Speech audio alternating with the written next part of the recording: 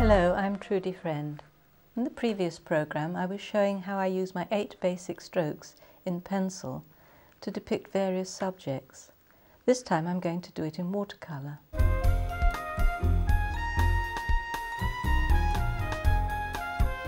The first stroke then is the basic on-off pressure stroke, and I'm doing it in a blue because quite often it's for water that we can use this one.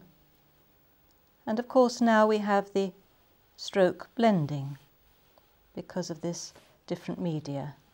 And just by pulling them across like that we can get ripples in water. I'm using practice paper at the moment because when you're practicing exercises it's quite a good surface to work on, and you can really have some fun knowing that you can try out all the different surfaces, and this one is really going to help you get started. You can overlay, which means once the first layering has dried, you can now increase the intensity of colour and tone by overlaying. Again, moving across in the same horizontal movement. Now you can see that my brush is drying out and the texture of the paper is producing a dry brush effect, which is quite often good for sunlight on the water surface.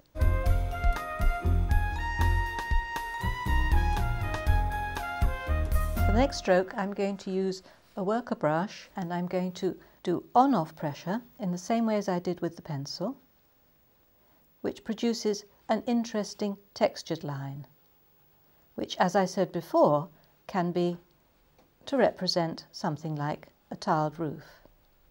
When you're doing something like this, try to keep the strokes very close together because then they will give the effect of that roof at a distance. To go on to the twig stroke, I want to choose a slightly smaller brush, and this is the detailer. And the reason I've gone for a smaller brush is so that I can get the delicacy of the twigs. I could slightly twist the brush or I could very gently rock it, but the whole idea of this stroke is to introduce some angles from which I can bring other twigs away. So I'm coming again and just twisting it. If I was to just go smoothly, they wouldn't be interesting twigs. I want to get something that looks as realistic as possible. Look at that lovely little angle there. So I can come off and just twist it away. And there's another one there.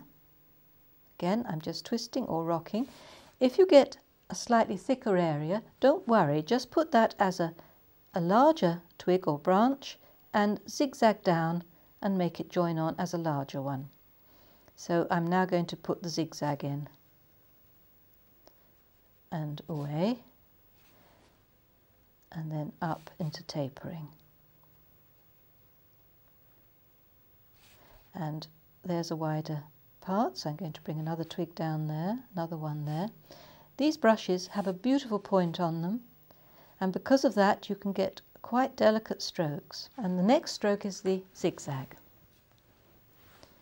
If I go like that with the zigzag, unevenly, I could actually pull down a few strokes that way, and it would give me the uneven tiled effect of the roof with an overhang, and then I could have a zigzag stroke above it and start bringing some others in.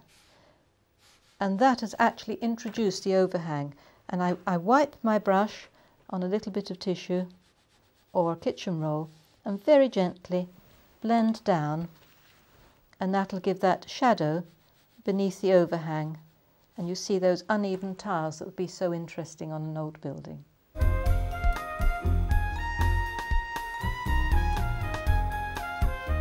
Now I'm going to use a worker brush. It's a large worker because I'm going to climb the mountain again. So it's sweeping up,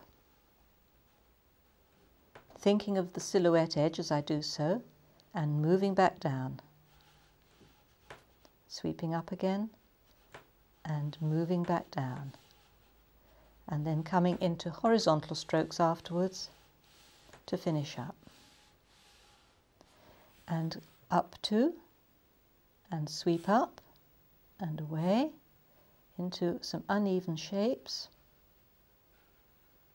and one more behind it for the other one that goes off into the distance. After that, a slightly dilute pigment could come down for some interest in the foreground.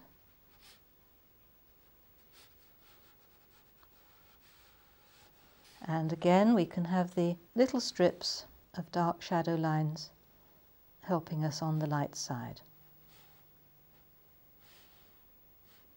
When that is thoroughly dry, it can take another wash over the top, and the wash can be in different shapes so that you're showing the dark shadow recess shapes within the mountains. For that I could take a slimmer brush. I'm using a ultramarine mix in with a little bit of burnt umber here and a little bit of alizarin crimson. I usually just touch it to see if it's dry enough and then go up to that edge and just give a little bit of unevenness and interest to the tone. Dry it off and just diffuse it with a slightly dried brush so that you get these uneven darks. Not having any reference to look at, I'm just doing this as a little exercise and getting the feel of how these dark shadow shapes may occur. So that just gives you an idea of how to overlay and bring in that interest within those shadow shapes.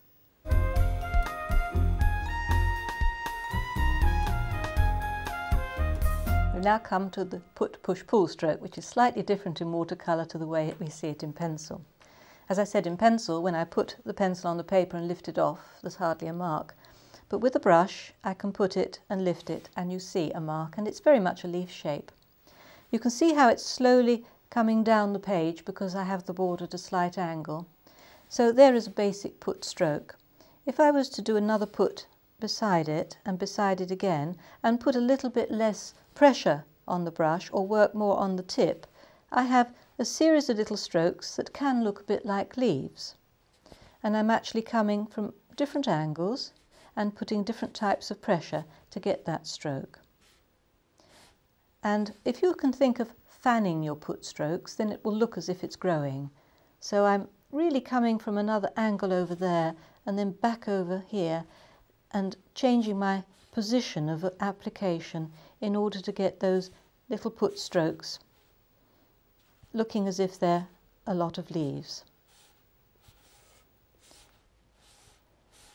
That is one of the ways that we can do it in watercolour, but the put, push, pull is the way I like to do a tree, keeping on the paper, keeping the pressure on all the time. So I'm pushing upwards and pulling downwards, exactly the same way as I did with the pencil.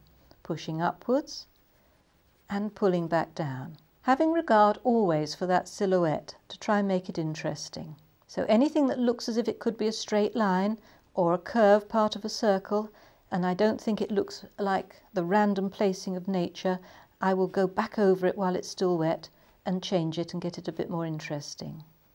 So I'm pushing up, perhaps have one going out on its own over here, and then pulling back down.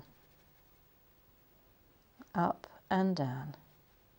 Looking just at the silhouette. That's all I'm doing at this stage. We are looking really at a basic tree silhouette shape. We're not trying to create a tree. We're practicing the strokes rather than creating the image. So it's just the silhouette, which means that I can put in the structure in the same green to support that shape.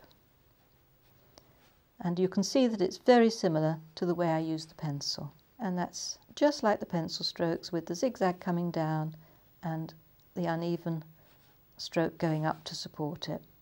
The main thing about these exercises is to learn the movement for the strokes.